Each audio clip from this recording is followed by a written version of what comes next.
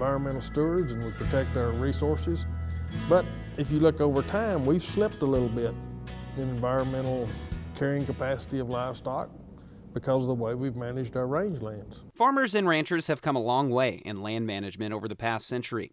From lessons learned during the Dust Bowl to technological advancement to today, Texas A&M Extension livestock specialist Ron Gill says we know much more about the impact of producers' practices on the environment. We've altered the ecosystems, and by doing that, we've also impacted biodiversity.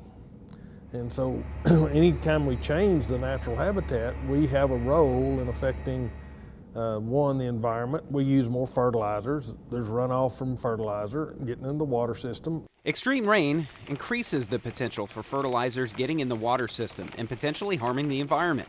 Gill says there's a solution and producers can play a key role.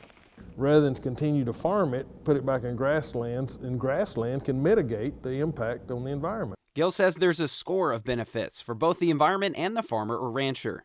The better we are at building soil and forage growing capabilities, the more and easier it is to run cattle. We're less drought sensitive because we've got more forage. It holds more water, so it'll survive short-term drought. And while Gill says producers carry much of the responsibility for environmental stewardship, there are a lot of good grazing managers, but there's always room for improvement. Striving to do what's best for feeding the world today and for generations to come. From the Ground Up. From the Ground Up is sponsored by Producers Cooperative, proudly serving agriculture since 1943.